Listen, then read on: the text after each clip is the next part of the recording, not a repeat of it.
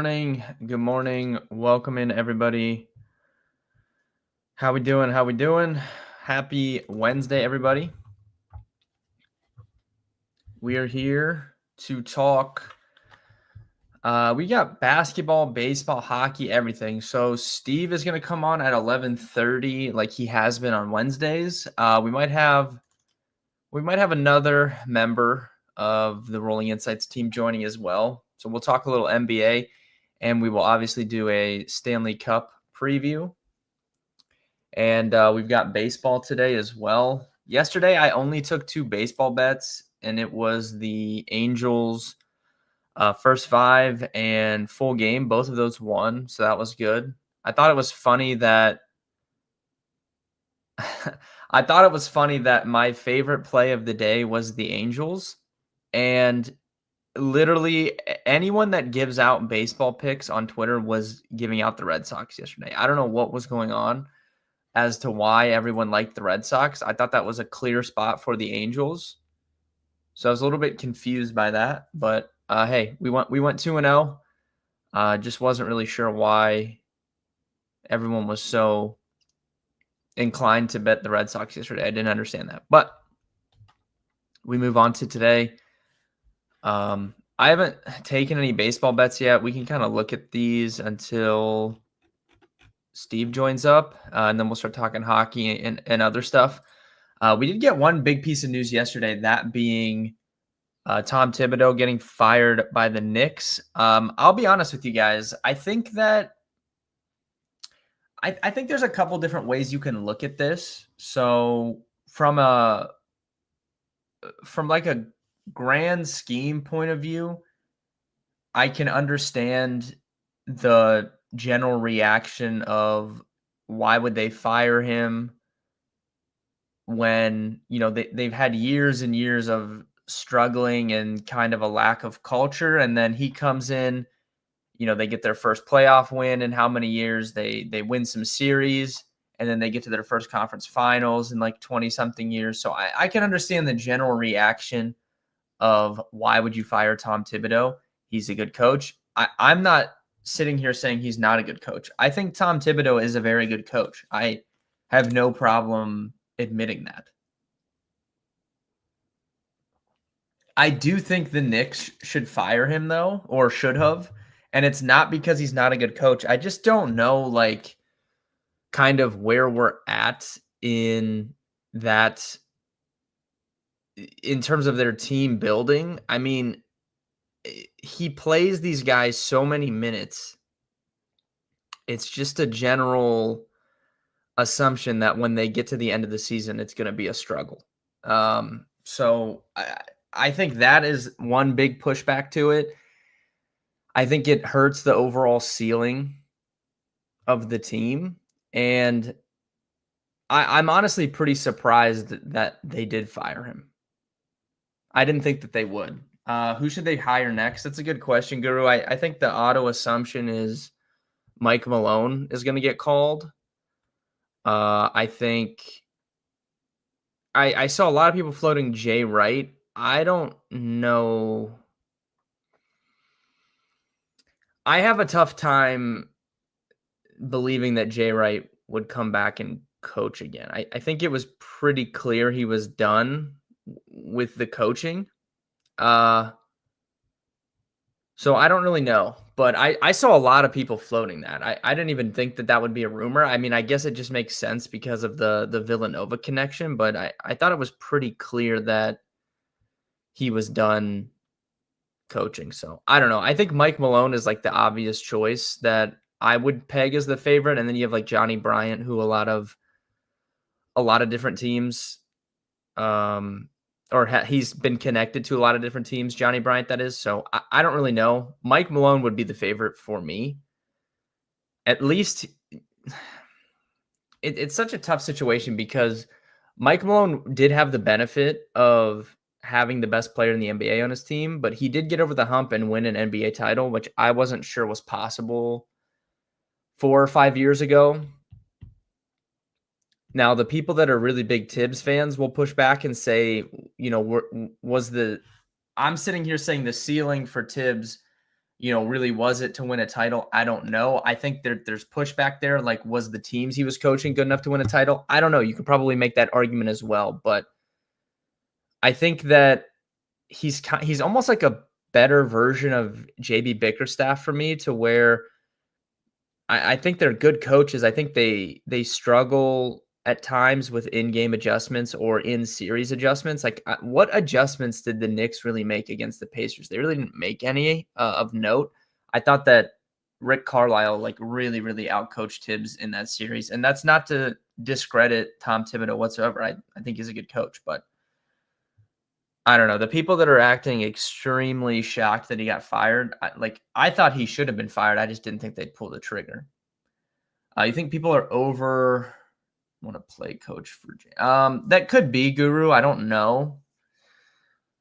I don't know. I don't think, like, we'll see what moves the Knicks make. Like, are they going to keep Towns? I don't know. Like, they're in a position to where they could make more moves. But even if they just run it back with the same team, they're still well in position to compete in the Eastern Conference. I mean, especially when we look at next season, like, the Celtics are not going to be the Celtics next year with Jason Tatum injured, presumably for the entire season. So that kind of like clears the path. The Cavs have never proven that they can get over the hump in the playoffs. The Pacers and Knicks are both going to be good. They're going to have like the same teams that were just in the conference finals. And then it's like, who else after? Like, I'm willing to take Boston out of the picture without Tatum, to be honest with you. I've said this before. I think they're closer to the play-in, in my opinion, without him for a full season. I mean, if I just pull up the odds for next year, let me see.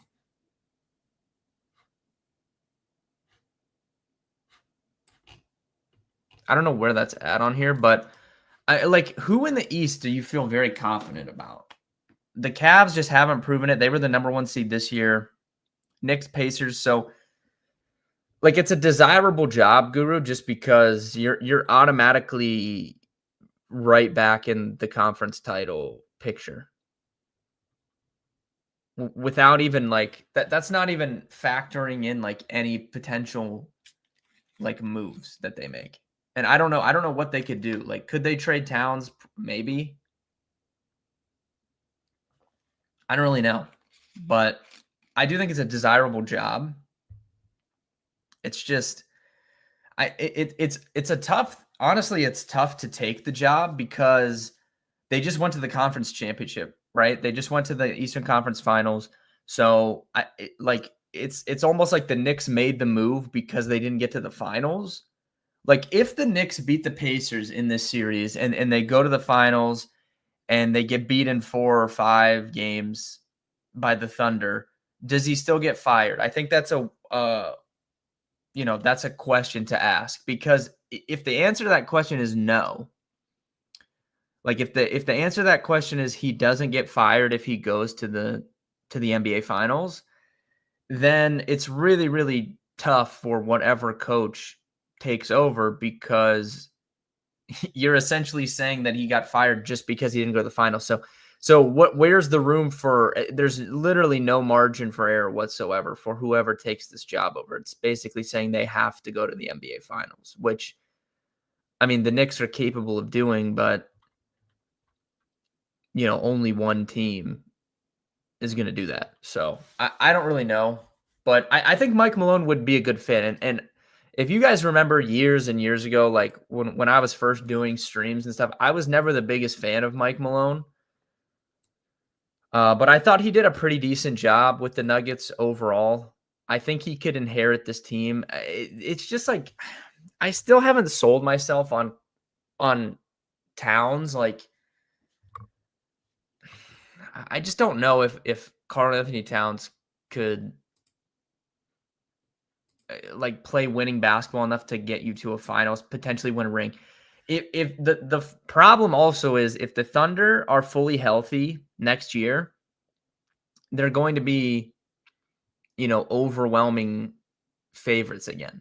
So it's like I don't see any team beating them this year. I don't see any team beating them next year, assuming they're fully healthy. Now, we can't predict a year in the future. Could they be dealing with injuries or something? Sure. But no matter who the Knicks hire or no matter what the Cavs do or the Pacers do, it's still tough to anticipate whatever team that comes out from the East next year.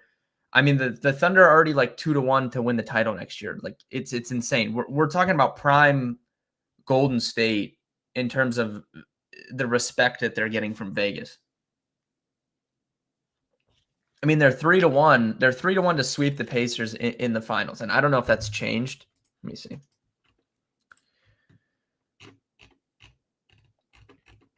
Let's see. The total games series spread. So if you guys remember, dude, this -2.5 was -18 on Monday when we were talking about it. It's -132 now, but they're below 3-1. We're talking about +290 for a team to sweep in the finals. That's insane. This is like, I want to say this is probably the closest thing we've seen to 2017 Golden State and the Cavs when the Warriors had Kevin Durant. I mean, they were overwhelming favorites in the finals. I don't know what they were to like sweep or anything like that, but I know they were like minus. I mean, they were even larger than this -750. They were huge, huge favorites. But I can't remember another finals kind of since then that's had such a big favorite. Are the odds worth it to put a small bet on Jay Will to win MVP? Probably not. I mean, we kind of talked through this the other day. I don't really see a situation where the Thunder, win and it's going to be in such dominant fashion. It's like, how does Shai Gilgeous-Alexander not win MVP in that scenario? I just don't know. I've tried to think things through, but he's just such a dynamic player. He's coming off MVP. It's like they'll give it to him by default almost. I feel like Jalen, what would Jalen Williams have to do to win Finals MVP? Because in my opinion, whatever he would have to do to win Finals MVP is not going to be accomplished in a 4-0 series sweep. Like Jalen Williams to win Finals MVP, it would almost have to be like a 6 or 7 game series, and he is the deciding factor in those games. Like that's the type of thing that I think would need to happen for him to have an actual shot at the MVP. Whereas if it's just a 4-0, 5-1 Thunder kind of blowout winner, they're just going to give it to Shai. He's going to have, the best stats. And I think that's why I think he was like -500 or something for MVP. Let me check. But so if we were playing this from a different angle and we were saying, yeah, he's -550 win MVP. If the Pacers won the finals, you could get into more conversations about, guys on the Pacers that could win, right? Like it wouldn't necessarily have to be Halliburton. I mean, we just saw Siakam win Eastern Conference Finals MVP. So there's more guys on the Pacers that I think you could talk yourselves into. If we get this dominant Thunder win, like is anticipated, I just don't really see the kind of value there. All right, we're gonna bring some of these other people on here. Once Steve joins up in the back, we have another new character unlocked coming on as well. So if you guys have any questions, drop those in prior to this next segment. We'll talk NBA, and then we'll get into the NHL as well after that. Series leaders bets. Yeah, it's kind of it's almost the same situation as MVP. It's like I don't really see who's live to beat Shai. I don't really see who's live to beat Halliburton in terms of assists. So that kind of like takes those off the board. Now, 3-pointers, I think you could get a little bit weird on, because that's a little like there can be some randomness there, especially if we're only getting 4 or 5 games. You could get a little weird in the 3-point market. But for assists and points, I really just don't see much value. All right, I think these guys are in the waiting room. Let me see here. Friends, how are we doing? Steve, welcome back. Obviously, you've been coming on Wednesdays. But I said we have a new character unlocked here. We brought Aiden on a few weeks ago to talk hockey. Now we have our good friend Abel here to talk some NBA. Yeah, definitely. Hey, everyone. He's Abel's our resident NBA data expert. So I played basketball in high school, but I wouldn't consider myself an expert. So we had to bring Abel on. Yeah, if you want, Abel, you can give us a little background before we dive in here. Like, tell us about yourself, maybe. Yeah, so growing up, into watching basketball, playing basketball, just in my free time and stuff. And throughout my career, now I'm working as a web developer. So it seems like two worlds are combining. Joining the Rolling Insights team, working on SportWise, been showing that off a couple of the podcast episodes here. So yeah, I've been doing some work on that in the background. So yeah, it's my role with the team.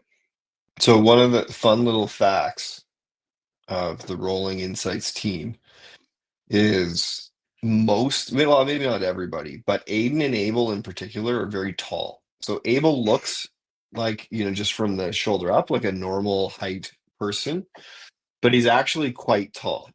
So if our squad, needs to go toe to toe with any other tech companies out there, particularly in basketball, I think we've got the height advantage. Yeah, if any other companies want to run some 3-on-3 at one of these FSGA conferences, we'd have to plan this in advance. We'll get our whole team out there, and we might take the trophy there.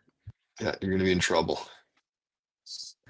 All right, so I mean, Steve, I think it's pretty clear. Like, we've talked about this on prior streams. You've been rooting for the Thunder pretty heavily because of Shai Gilgeous-Alexander, the Canadian connection there. Yeah. Abel, do you have? You can let the chat know, let everyone know. Do you have a specific team that you root for, and then after that, who do you think is going to win the finals? Do you agree with Vegas here? Is it going to be a big blowout kind of winner for the Oklahoma City Thunder? Yeah, I mean, my team throughout the season is the Raptors, but this season, not really working out so far. So, yeah, in the playoffs, honestly, Jamal Murray, Shai Gilgeous-Alexander, both Canadian players. So, I was honestly happy with either team going through.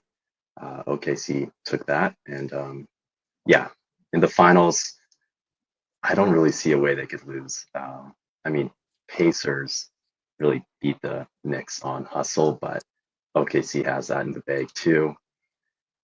OKC has a better stats overall, so yeah, I see OKC taking it.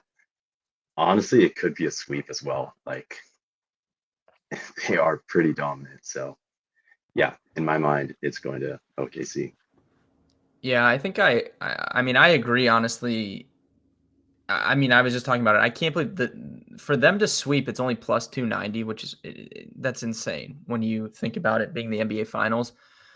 But yeah, I mean, Raptors fan, you've seen a championship more recently, at least, than most of the chat, though, to be honest, because that wasn't that long ago that the Raptors won. So you can all these like Knicks fans that we have that watch and all that, they can't be talking here. I don't know what they're talking about. But so it's interesting because I was talking this with my buddy the other day, who I think we should get on the pod as well. He's a comedian, Graham Cade, but he and I went to boarding school together, so he's quite the athlete. And in high school, we played on the same basketball team for the short period that I played on the team in grade 12.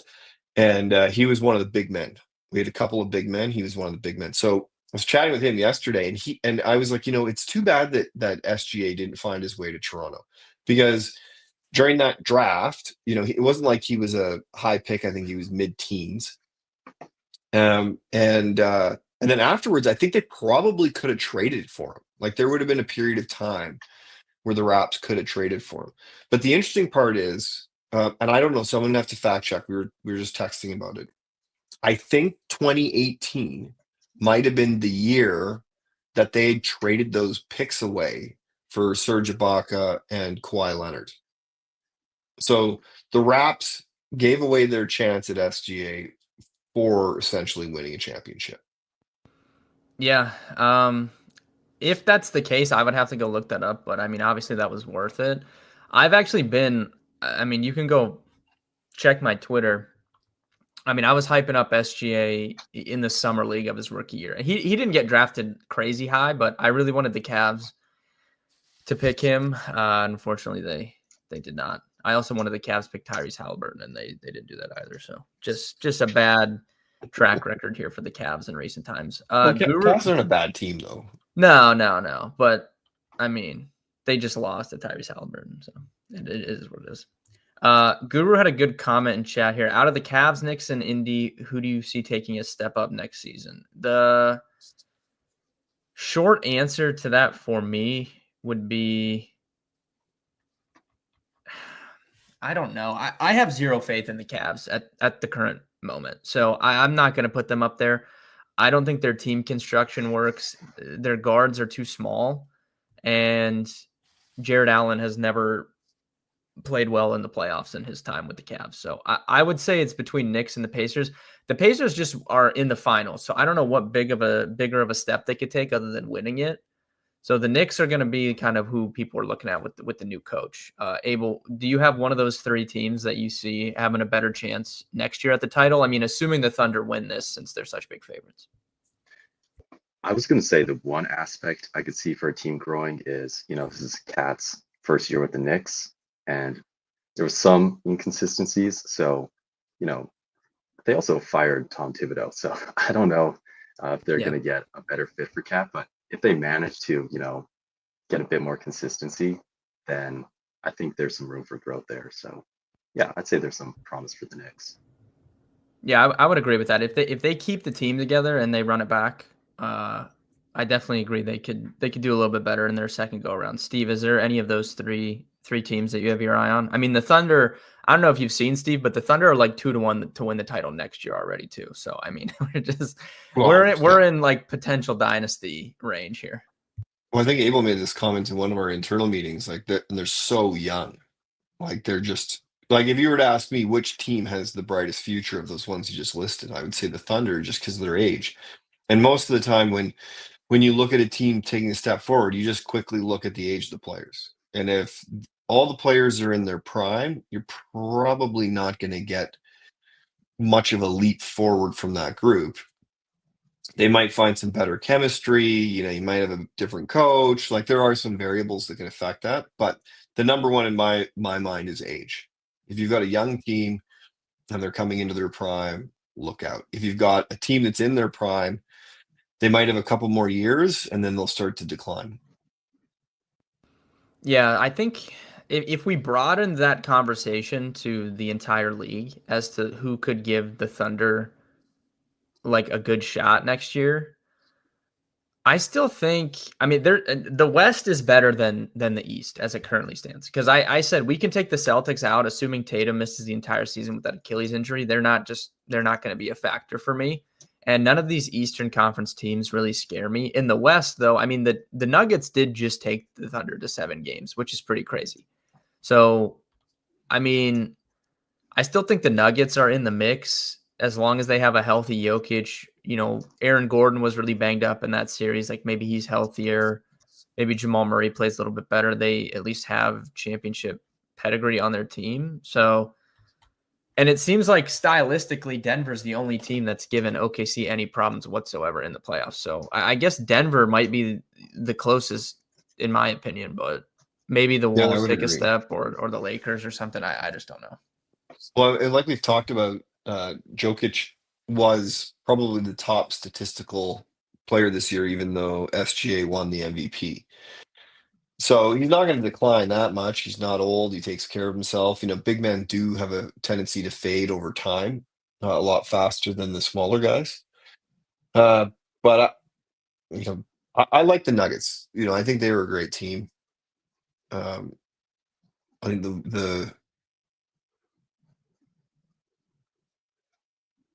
I like the Knicks as well, but I like the Knicks because I just love the like dog pound attitude that they have.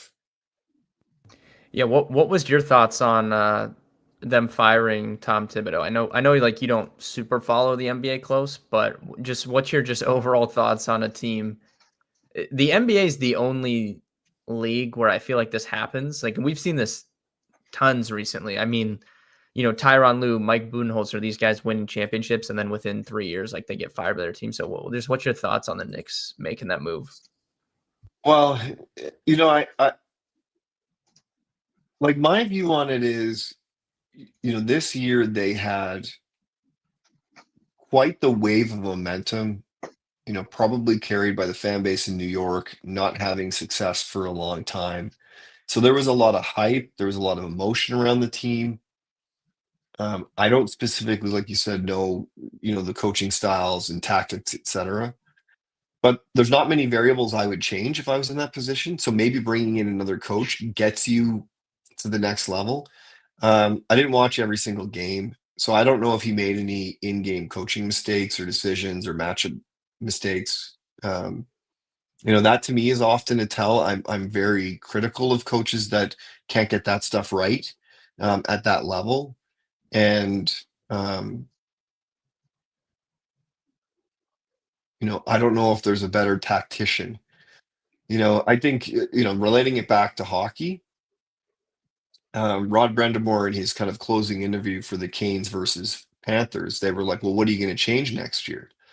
And he's like, "Well, what do we change?" He's like, "We're one of the final four teams. We play the right style. The Florida Panthers, they're the standard, and they didn't play our style before. They're now playing our style, and they surpassed us, but they surpassed us by this much." So the question is for the Knicks and all these teams that kind of made it to the Final Four, like, how do you get this much more? And Yeah, I don't know if that makes a difference because OKC is so good. yeah, I think that's a valid point. What's so interesting about it is because like I was talking about it before you guys hopped on, but like I can totally understand like his lack of adjustments in the game and in the series and like why people think that led to them losing to the Pacers. Like I totally get that. And then what's interesting is like typically when coaches get fired, I'm like, yeah, like that guy needs to be fired.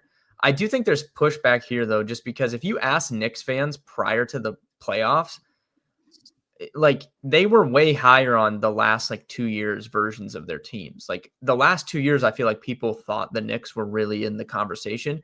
Most of the Knicks fans I know coming into the playoffs this year were like, great, like we're gonna, play our first round series, we might win, and then we're gonna get ousted again. And like they went all the way, almost to the finals. So they definitely overperformed, I think, what the expectations were this season, and he still ended up getting fired. Yeah.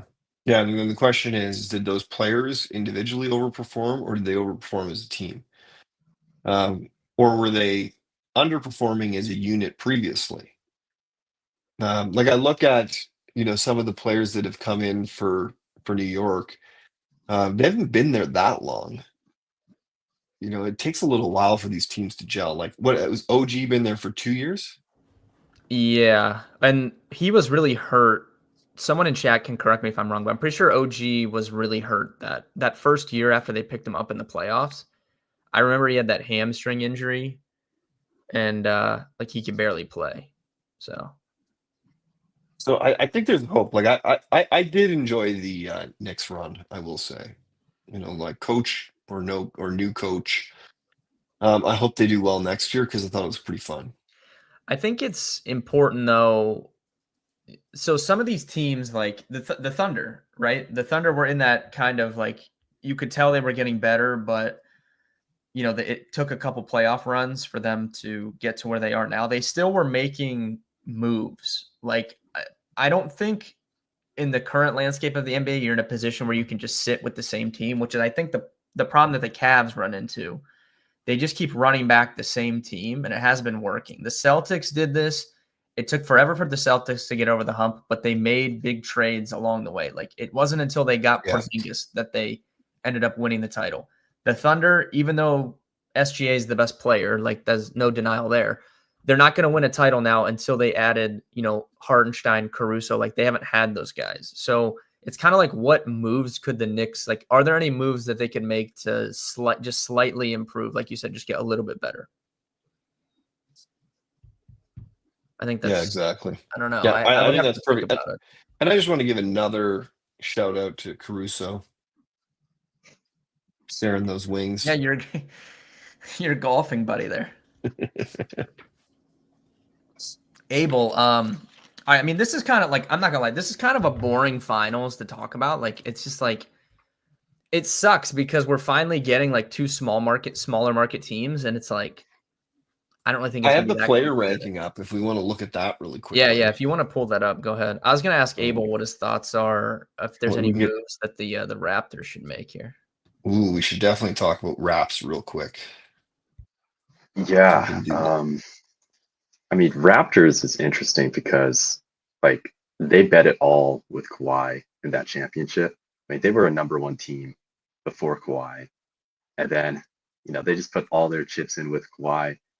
They got what they wanted, but really they had to sacrifice everything. I mean, Kawhi left, then other players started leaving, and now it's kind of in a rebuild mode around Scotty Barnes. So I'm still surprised that Kawhi yeah, left, to be honest. I still have like never recovered from that. I wanted him to stay. I'm not even a Raptors fan, but I wanted him to stay there. Well, yeah, like, as a yeah. Raptors fan, me too.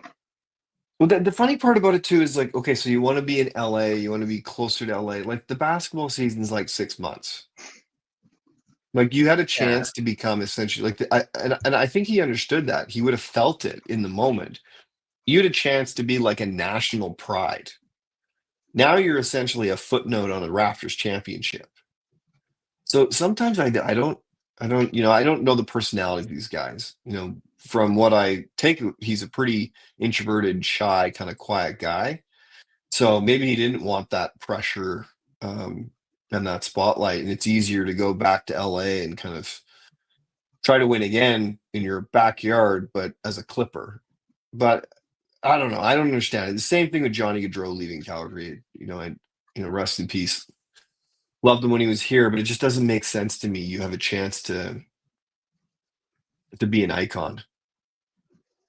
Yeah. I mean, looking back, Kawhi played pretty well in the playoffs this year, but he's kind of like at the end of his prime, I would say. Like, it's not like they missed out on much because he's had a lot of injuries since he left. But Oh, and that that was doesn't, always the risk. Yeah. yeah, it doesn't take anything away from how cool like their championship run though. Like, I still think that was pretty cool. I think for them, this like trying to find like who they compare with Scotty Barnes. It's like I feel like they've tried multiple times to like address this, and it just hasn't panned out yet. Yeah, I agree. Like if you just look at the player performance, like they just don't have a lot of talent. I did want to ask the question. I don't know the answer to this. Grady Dick, like they kind of herald him. He's on TV here. He's got sponsorships outside of the game. Like, is he ever going to turn into anything? Is it still early enough that there's a chance? I think he could be a good player. I don't think he has like I don't think he has like a Jalen Williams type upside, but I think he can be a serviceable role player. Definitely. They're kind of Yeah, in I like would a say. weird spot too. Yeah, Abel, what's your thoughts on him? Yeah, I was just gonna say, I think like his big appeal was just his turnaround because like it seemed like it was gonna be a bit of a disappointment with him. Wasn't really a solid player, moved down to the G League for quite a bit. But then he was able to turn it around. And then now, he's a pretty consistent player on the Raptors. So I think that's what brings the appeal to him. But yeah, can he really grow into a stellar player?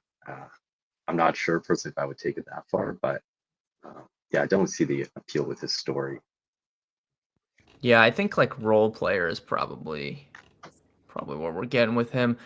They're in a weird spot in the draft because they pick 9th. So they're in this like second level of The players. mushy middle. Yeah, there's definitely some upside players in their range, but it's going to be harder to hit on one of those guys. Maybe somebody falls down and they could take advantage. In the mock draft I put out last week, I had them taking Malawak from Duke, who is a center, like big man, 7-footer.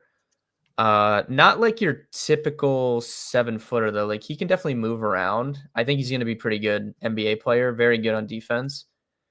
So they're kind of like in that range. Like that's not going to be. I think Malawak's going to be a good player if they take him, but that's not really the franchise altering kind of pick. I'm sure they were hoping for. I don't know what their odds were to move up higher than 9th, but I'm sure they were hoping for a higher pick. Yeah. Because did they drop 2 in the? Yeah, I think it was something like that. Yeah. Because there's supposed to be 7. Yeah.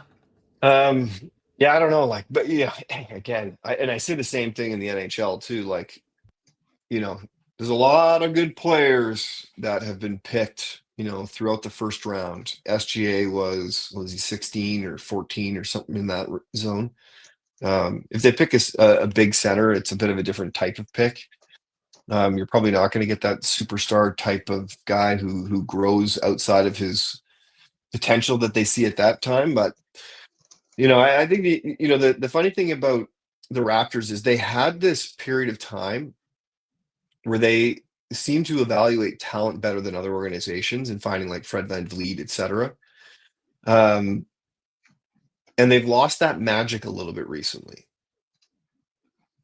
Even Pascal Siakam, when he played for the Raptors, was supposed to be that next guy. He seems to have found it to some degree in Indiana. But they haven't found that. Like, I think they need that. They need to find these players again from places that people aren't looking. Turning under rocks and in Africa and all the different locales around the globe that are now getting better at basketball, as opposed to relying on a 2-round draft. Yeah, I'm looking at their recent draft picks. It's really not great. So they obviously did well in 2016. They got Jakob Poeltl and Siakam, and then they got OG Anunoby the next year at the 23rd pick. So that's good.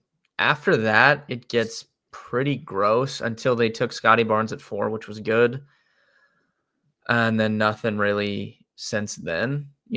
Took Grady Dick at 13th. Maybe he ends up being okay. Last year, I like Jacoby Walter, but he's kind of just okay, I would say. So it's been kind of sus. Outside of the Scotty Barnes pick, it's been pretty rough since 2016. So yeah, and that's why I think it sucks that they picked 9th, because there's actually some pretty interesting guards in this draft. I think that you could potentially get. I don't know how the board's going to shake out, but I think someone at like 7, 8 is going to get a good pick, and they pick 9th. It's like they might just miss out on like one of these guys. Like, of course, that would be their luck, I guess. But it's crazy to me. You have so many teams, so many good basketball players in the States, and you can miss at 9. Yeah, I think that's just the nature of the beast with the NBA, though. It's because, football is the only sport where you're drafting. You're pretty much guaranteed, no matter where you pick in the NFL in the first 2 rounds, you're getting ready-made guys that are going to start right away on your team, offense or defense. It doesn't matter. And that's just not the case.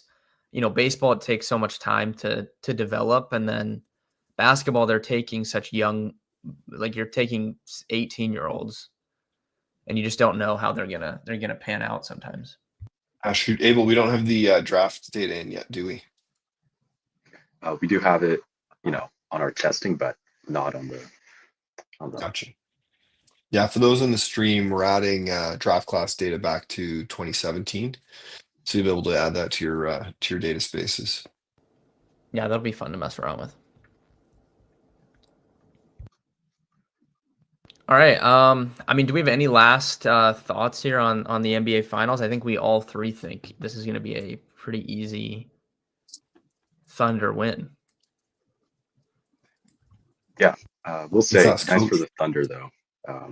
It's nice a team, that has not won in a very long time or ever is going to win it. So Yeah. yeah, it should be pretty exciting for those cities.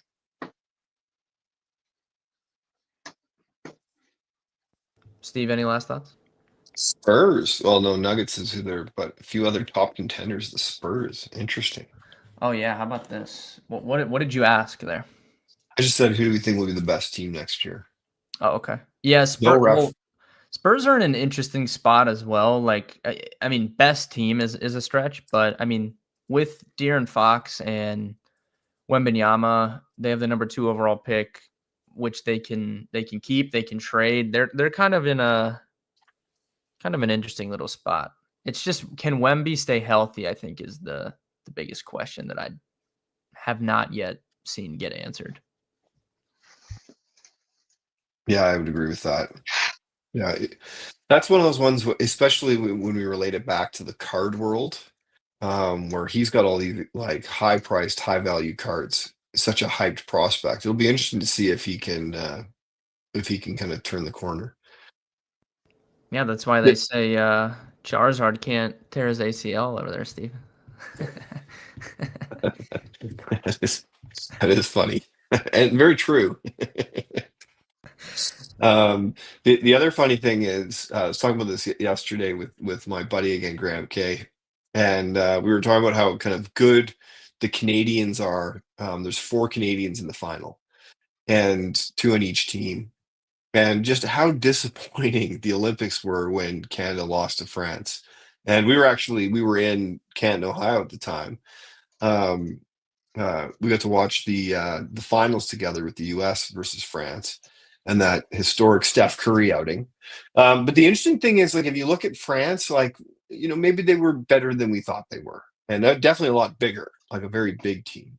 Um, so the future might be bright there. Yeah, I do think, like, I mean, it's tough to pick against the United States, but I I do think, like, a lot of these international teams are like vastly improving, like, definitely. And I know, like, there's been times when the USA haven't, we think about like the Redeem team and stuff. Like, there's been times when they haven't won, but I think more so now than ever, like, these teams are definitely improving, especially some of like the European teams. And I'm sure that will continue, over time. It does seem like basketball is more global, Yeah, I agree. and getting more so. So last question before we leave basketball, and just get your guys' thoughts. Why is there only a 2-round draft? Like, I know there's only 10 players on each team, but it seems like there should be a deeper draft, at least 4 rounds, 5 rounds. Yeah, I guess just because the roster's so small, like, you have like basically 12 man, and then how many of those guys are playing? Maybe 8 or 9. I don't know.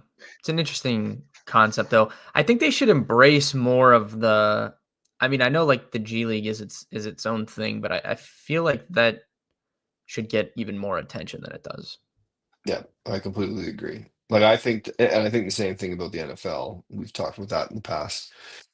You look at hockey, you have the East Coast League, then you have the AHL, and then you have the NHL. So you have deep pipelines where players can play a lot of games, get a lot of rep time, mature, um, and then become options for their like tier 1 pro clubs. Whereas in basketball, you have a little bit of that now, but it's not that deep considering you only have 12 players in each roster. So if you look at your organization, like, you need to make sure you pick the top 24 guys. Yeah. And I think in the G League, like, not all those players are even affiliated with NBA teams. So you're not even looking at 24. You're looking at less than that. So to me, that's a failure in developing players.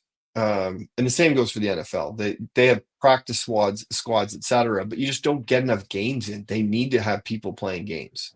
That's where you Yeah. truly grow. I mean, those guys aren't even playing in games; they're just practicing. Yeah. So I mean, basically, college is the minor leagues for the NFL, especially now with NIL. So I'm wondering if basketball will get to that point. I don't think we'll ever see someone like Cooper Flagg or someone on that level stay in school for 2 years. But once you get outside the top 5 or 6 guys, I do think there's some room for some of those guys to stay in school and make a bunch of money and take an extra year. I do think there's some room for that. I'll be curious to see how that develops over the next 10 years because we're very much in the beginning stages of NIL still. Yeah, I completely agree with that. And there's going to But be changes to the NIL system. Like I feel like they should allow 2-year contracts to keep guys at if you want to keep guys at one school and not have them bouncing around so much, like let them have 2-year contracts or something along those lines. well, and in my eyes, that's in the spirit of education as well. Like, if you're going from school to school, like, how are you really getting a degree out of it? Yeah.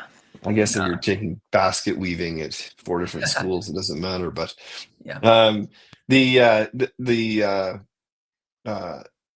other interesting thing is, so you have 5 years that you know of eligibility. That only still takes a player till they're 23. It's still really young. Like, think about what you were doing when you were 23. Oh God, yeah. That's just how I was doing fantasy content, but probably in some other capacities, I would say. Yeah, the rest of your life, you were still learning.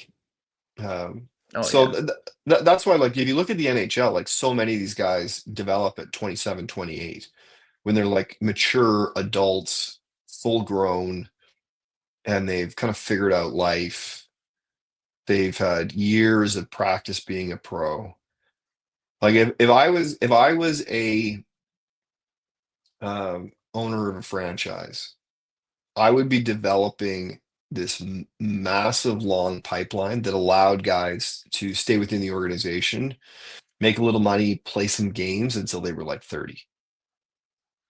Yeah. I mean, if you look at it, like if you look in recent drafts, I feel like 15 years ago, this was never a thing, but I feel like there's been more and more NBA specific players that have stayed in school multiple years and they've had success in the NBA. And that just really, those guys weren't even getting a chance, I feel like 15 years ago. But I mean, even think about Zach Edey, like he played a ton of years at Purdue and he had a pretty good, rookie season for where he got picked ninth.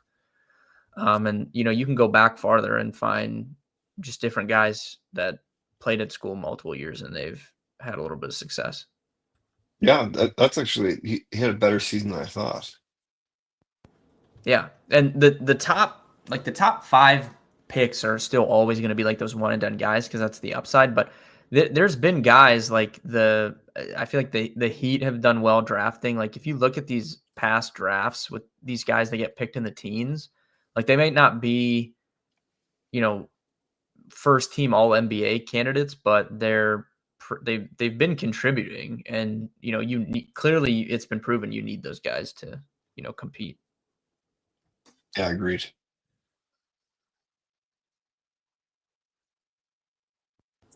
All right. I think that does it for the NBA segment. Abel, obviously, thank you for jumping on today. We'll have you on again, certainly.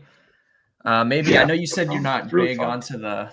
you're not big onto the NBA draft, but we'll have to have you back on around then. We can talk some Raptors basketball too. Definitely. Yeah. Thanks, Abel. Awesome. Yeah. See ya. All right, Steve, we can switch over here. We'll talk a little hockey.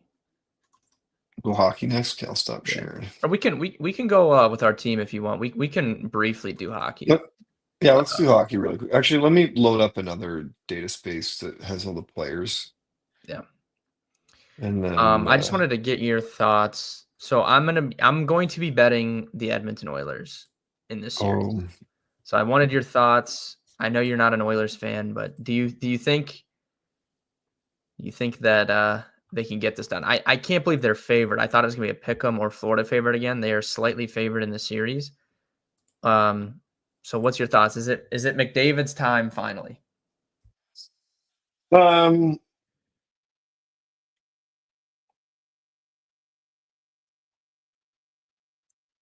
dramatic pause. You know, I I don't know. Um, there is a lot of history there that the first time a superstar comes, they lose. The second time they win, and then they have multiple wins after that. The Florida Panthers have played a lot of hockey. They've also, as the playoffs have gone on, have looked really good. Started to look a lot better. They have their own superstar in Sasha Barkov. The only X factor I will say is, and I'll just share my screen again, is that we've been talking about Dallas the entire year as being a standout team and having a really good chance of kind of winning the cup this year. The one thing that I noticed in that series is that the Stars had a difficult time um, with the explosive offense of the Oilers. Dallas would pressure, pressure, pressure, chance, chance, chance. Somehow Stuart Skinner isn't letting in bad goals, and then McDavid scores, or they go back the other direction and Corey Perry scores. So that's the part that has me nervous about the Oilers winning. Is Florida going to be able to game plan around that speed and that counterpunch? Yeah, this is an interesting. So from a non-technical standpoint, my friends and I have dubbed the last year the year of getting over the hump. We've seen a lot of teams get over the hump in the last year. So I'm wondering, like, could this trend continue with the Oilers? Because that's been their issue too. But I mean, if you think back to, college basketball, we had new champions. Um, Ohio State football, they had struggled to get over the hump for a long time. They did this past season. The Eagles got over the hump, won the Super Bowl. There's been a lot of, like, the Thunder just got over the hump and got to the finals. They're probably going to win. Like, I feel like a lot of teams, for whatever reason, we had a really chalky run there for a while with, like, the Chiefs just winning over and over again, and the Celtics and UConn went back to back in college basketball. So I feel like maybe the Oilers can continue this trend of getting over the hump. Yeah, it's not I don't think it's a bad bet. I think that's a good theory. And, that couples well with, McDavid and Gretzky. It's not McDavid, sorry, Crosby, Gretzky. There was somebody else that, every time they've got there the first time they've lost, then they learned what it takes to win. And then the second time they've won. So I could see them getting over the hump. Like, the crazy part is you look at this list, you've obviously got the two best players in the world. Then you have I was gonna say you three have a Florida bunch of Panthers. Panthers right after that. Then you have one Oiler who, he's not my favorite Oiler to start with. His offensive numbers look good, so he skews up. Then you got another Panther, another Oiler. Then you got more Panthers. And then you get down to Jake Wallman, who's been very good and very serviceable. And they'll have Ekholm back. And then you have Hyman, who's injured. So it's No, really going to come what's down his to, status? Is he, like, gonna be able to play, or is he just out? he's done. He had Okay. shoulder surgery. Okay. So he's I done. didn't know if he was, like, confirmed out or not, but okay. Yeah. Yeah, that's a big And loss. huge loss. I think if we look at it, like, he's the this is for the season, but he's the hit leader for the playoffs. Do I have postseason in here? I don't know. So that's a big loss, losing Hyman, especially when it's going to be like rat on rat crime. One of your kind of key rats, Zach Hyman's not going to be there. And they've got the Oilers have other guys, so it's not like they're losing their only kind of sandpaper type hockey player. But a big loss, considering you just look at the depth of that team. But again, can McDavid and Draisaitl go out and counterpunch or create enough space for the other guys in the team? Because they've got a little bit of depth scoring this year. And I think that's going to be the hard part. They played with a lot of speed, and Florida is not the fastest team. the gap between those two and Barkov is hilarious. Like it's I they're know. both at 6.6, and then you got to go to 4.6 for the next players. It's just crazy. And this is a really good hockey player. And this is a Yeah, really good hockey player. yeah, it's crazy. I thought I created another data space that had the postseason in a view already, but I mustn't have it. All right, should we flip gears and load this up and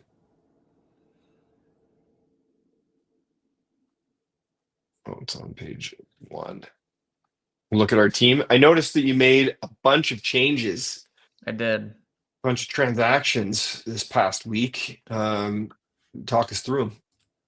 Yeah, so I'm holding steady. So when we first started doing the live stream portion of this, I was in like second or third place. I've been holding strong in fifth place, and I've been dealing with some injuries. Michael King. First of all, Roki Sasaki didn't pan out to what I thought he would.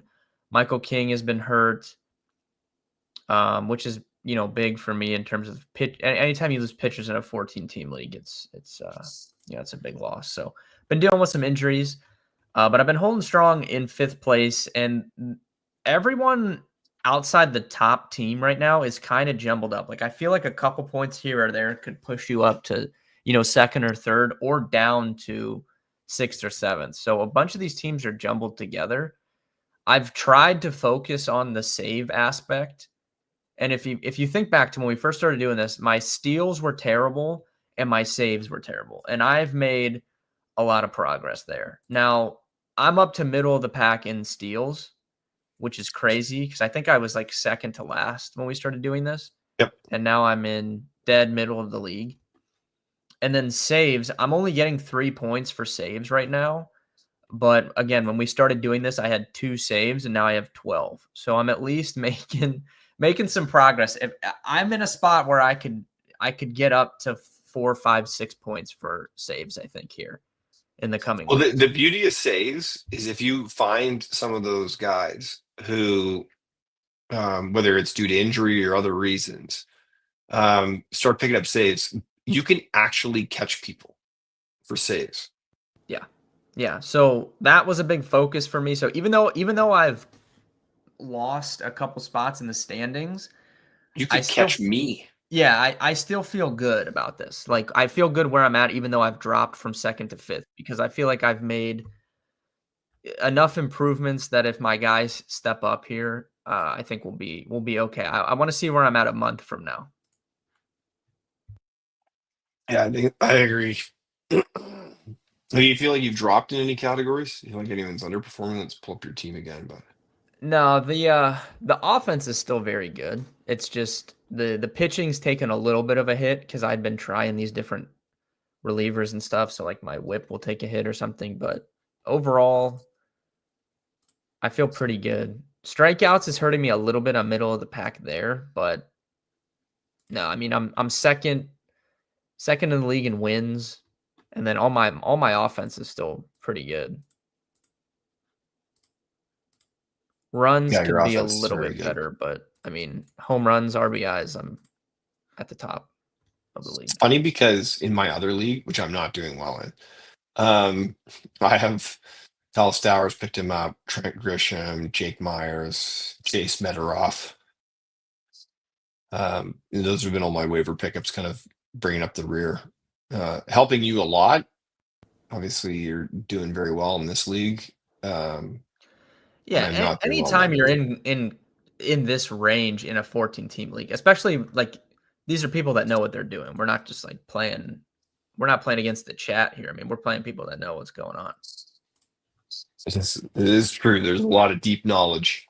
And one disadvantage I think I have in MLB is that I haven't been following, to my point earlier, deep pipeline, systems for these teams, where a lot of the kind of analysts and experts, have been following some of these players for 4 or 5 years in the minor leagues before they even hit the majors. So they, I probably have that level of knowledge for a lot of those that are in the NHL, but for MLB, that's a huge advantage. I don't know if anyone else is playing any minor league teams or teams that have farm systems, et cetera, and they're at home kind of friend leagues, but that's a huge advantage to be able to follow those players and use fantasy to follow them over the years. And then when they arrive, you kind of know who they are already. Yeah, so I know Josh did the hockey league for us this year. Like, have you ever done it? I'm curious, like, what was your success level in that, or has it always been Josh? It's always been Josh. Okay. In my other expert league, the first few years, I won or was in the kind of the final group. There's one particular guy who's won quite a bit. There's another guy who used to be in the league who won quite a bit. I would say that they've had, essentially dynasties. But I'm on the rise again. And in that, the thing in hockey is it's same as football. You've got some key positions. Like if you don't get players in a keeper league in those key positions, you're in tough. If you don't have a goalie, you're in tough. And so I had some dark years there where I picked some of the wrong goalies. I picked in two instances the Buffalo Sabres top prospect goalies, thinking that the Buffalo Sabres eventually have to be good. And then to learn that all they do is they trade all the talent to other teams, and then those teams are good, like Sam Reinhart in Florida. Yep. Evander Kane in Edmonton. Well, that's an interesting because I don't know how the scoring works for hockey, but like I feel like again, I don't know. I'm just saying from a novice point of view, I feel like you would think a bad team's goalie would be good because he's facing a lot of shots, therefore he would be getting saves. But I guess if he lets in a bunch of goals, it doesn't matter. Yeah, exactly. His save percentage will be low. His goals against will be high. So even if he gets a lot of shots, it's probably going to get a lot of goals, like goals scored against him. And if the team is this is the concept in hockey, if the team is allowing a lot of shots, they're probably also allowing a lot of high danger shots or more proportionally high danger shots. And the same percentage on high danger shots is like 750, 700. And the best goalies in the world playing on the worst team are going to be average. Yeah, I mean that makes sense. And that's Hellebuck is the best goalie in the world. Winnipeg is a really good team. So when you get down to the end and he's played all those games throughout the year and you're playing against the other top teams and there's less of a difference between the Jets and their ability to kind of overwhelm other teams defensively, Hellebuck looks a little bit more normal. Jake Ottinger looked bad in the Stars series. Yeah, he did. So goaltending is important. Same as pitching, same as quarterbacks. Mm-hmm. It's just one of those I positions. can't wait. I'm so excited that I'm on the Rolling Insights team now for these like football drafts for the FSGA and stuff. It's gonna be so much fun. Yeah, it's gonna be good. So are we gonna be able to have two teams in a league again, like we do for this? Well, you're going in a couple of weeks to Chicago. You should talk to Digger because I haven't seen the email come out yet. So they would be drafting one of the leagues there. I'm assuming there's going to be drafts there, but we probably aren't. Yeah, it would be cool. It would be cool if we could get to obviously we're not in the Champions League. Yeah. So if we could get two teams in a league like this so that we can talk about it on the stream, that would be fun. I'm pretty confident we can because I think there's like 4 divisions below the Champions League.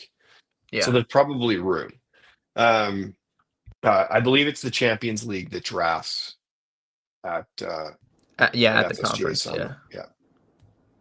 Sometimes they did other. I'm trying to remember. They do other drafts at the summer one too. Like they've done like the futures and props drafts there before. Yeah. So I mean, I'll try. I'd like to do all those. So I mean, I'll definitely probably be in a draft there, just maybe not an actual football draft. Yeah, I would reach out to Digger and find out what the plan is and start lobbying for us. Like they don't like having one company have 2 spots in them, but we were able to do it this year. So why couldn't we do it in football where there's more leagues? Yeah, I'll just tell them that it promotes them because we will do content centered around it. So Yeah, that's very true. Yeah, he'd be game for that. And then the other one that we've got to think about is Fantasy Football Expo, yeah, because we weren't in any of the drafts last year. yeah. Well, I don't know. Like, I've never been in one of like the Kings Classics draft that they do there, but the other drafts I've done every year, so I'll definitely be floating around there. Did you do it last year? Were you in? I was in the like when they do the draft in the one bar. I've done that multiple times, which is pretty Oh, fun. that one, yeah. Okay. Yeah. But I don't know. We can reach out to Bob and like find out maybe about the about the other ones. Yep. Cool. Okay, well, let's take a look at my team because my team needs some help. Yeah, we gotta right the ship here. Like, I feel like I've You're made kind of some. battling fan tracks here for this. I really am. third spot. Our other Canadian counterpart. Like the interesting part about it is I look at my pitching and I'm like, it's not that bad. No, it's But not. he has been terrible lately. We talked about him recently not being as good as he says. He actually had a pretty good game against the Jays in that series last week, but he got blown up twice before that. He's been an ace for me in the past. He's only been average this year. Brady Singer was one of my, because I think this is fourth or fifth league in the year. I thought he was going to have kind of a breakout year with the Reds. And then I got the two old guys, my best pitchers. Yeah. Yeah, I mean He's it's not very good. he was hurt for a minute too though, which Still I'm sure, hurt. yeah. Yeah. Which affects things. Yeah, which is probably why it wasn't very good. Actually, his whip was not bad, and his Yeah, I don't think he was doing that bad when he was pitching. strikeout rate's a little low, but so yeah, I don't know. He hasn't started since May 4th. The other thing I was thinking, if we can look at this really quickly, like let's do a quick little 2-round redraft. Yeah. Let's go to the default. We'll just pull up all the players and we'll just rank them. Should I do this? That's probably not going to work. We'll have to flip between kind of batters and pitchers. Yeah. So if we were to redraft, what did we draft? We drafted 12th and 13th. Yeah, we had the last two picks. Yep. Or 13th, 14th, 13th, 14th. Yep. So if we look at this again, so we go 14. So 1, 2, 3, 4, 5. Well, let's just say out of this group, who would you pick? Would you stick with James Wood? Like, let's assume he's available. Yeah, I still like James Wood. I'm high on him. He's been great. I think he's gonna have a big season. I think I mean, well, like Corbin Carroll, he got picked the one pick before me, so I would have preferred to have him on my team. He got picked 12th. I think Dan, I think was 12. I was 13. You were 14. Is what it was. Yeah. So I would have preferred to have him. I mean, Pete Crow Armstrong. I don't know where he got drafted, but it certainly was nowhere near the first round. So that was a fantastic value. Yeah. Yeah, I think he's EY. That's a great pick. And I took a lot of younger guys too. I just missed them. Not that I don't think he's good, but I mean, he just got picked before I was targeting him. So the other guy that I was considering in drafting instead of Willie Damus was Trey Turner. So obviously should have picked him, and I had him in my other league. Mm-hmm. That would have been a better pick than Willie. What a turnaround for. Dude, Rafael Devers, first like 3 weeks, he has been so good after those first like 3 weeks. I know. It's funny. He got in my other competitive league. Someone traded him, absolutely fleeced. Absolutely. Yeah, I can't remember who but it was like a middling nothing player because they were like, well, Devers is going to be terrible this whole season. He's going to have a bad attitude. He's going to end up getting traded and, blah, blah, blah, blah. And he's been the best player in the MLB in the last month. Yeah, he's been on fire. Jaron Duran, did you see he's on the potentially the Padres are interested in acquiring him? The Red Sox are in a weird spot because I was high on them coming into the season, and I was too. they've had this just insane bad luck. They've lost like 12 or 13 one-score games, like just like complete outlier stuff that you really can't, predict. I know like people will blame it on that, but that's just we're talking about a small sample. Like that's just bad luck. Like that would correct over the course of a season, but unfortunately, they're not always awarded the entire season for that to correct. So potentially maybe sellers at the deadline, which is pretty crazy. Which is baffling to me. I thought for sure that they would be battling with the Yankees. And the lowly Jays would get kind of squeezed out. And I also thought the Orioles were going to be way better. They've been better lately, but Yeah, they be just too don't much have any too late. pitching. So some of the other guys that were on this list. So like if we go back and we look at this group here, okay, there's some obvious ones. There's a few that are pretty high. But then we get down into this next group. Let's use from. So you got Churio. Probably didn't expect those guys to be in the second round. As far as I picked in my other league, he's my best player, shockingly. Yeah, that's insane. And Dansby Swanson didn't think so. Helio Ramos, I have him in my other league. I'm quite high on him. But no Vladdy Guerrero. No, You get down here, you got Alonso, Harper, Soto. Like it's kind of shocking actually that they're not higher. yeah, Soto will be higher by the end of the By the end of season. the I can, yeah, like I his agree. stats are crazy. He just has got. What do you think about Freeman? Do you think he's gonna start to pick? Like he's been good, but he hasn't been elite. I would say he'll probably be fine. He's still hitting like 330. He just hasn't really had like the power, like the RBIs, I guess, to go along with it. But yeah, I wouldn't be worried about him much yet. Jacob Wilson is crazy. Continues. The guy's hitting like 350 still. Somehow. I know. Because I watched the Jays. He had 3 hits in that one game. I was like, yeah, every time he just gets up the bat, just.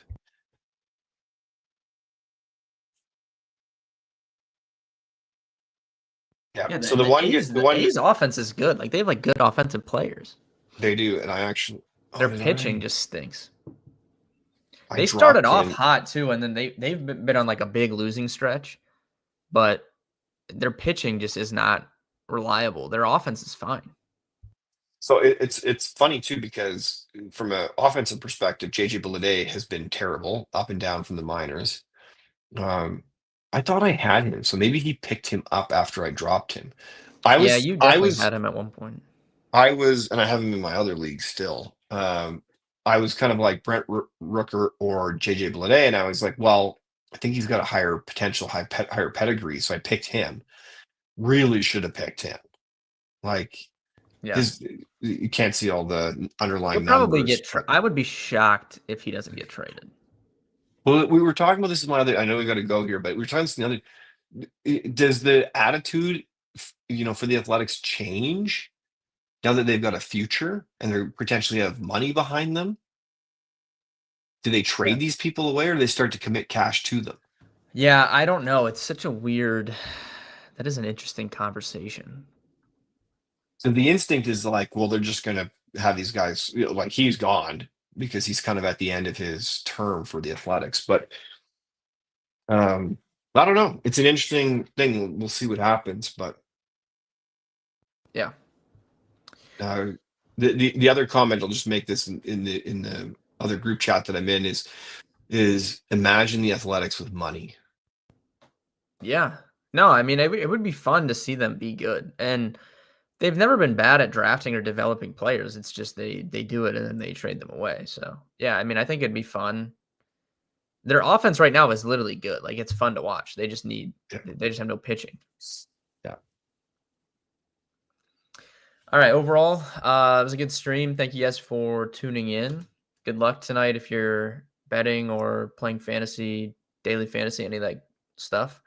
I'll be back tomorrow. Might have to do earlier stream tomorrow, so I'll update you guys on the time, but we will be live. Go ahead, Steve. A quick plug for anybody out there who's still interested in playing the SportWise coach. hit up Ben in his DMs. We'll get you early access. There's still a few spots open. So yeah, if you're interested, give it a go. Yeah. Reach out to me if you guys want early access to that. And I'll give you guys, as the week progresses here, some updates on NFL season-long draft kit, which will be coming from me as well. So we can talk about that on the stream as the week goes on as well. So thank you guys for tuning in, and see everybody tomorrow. Thanks, everybody.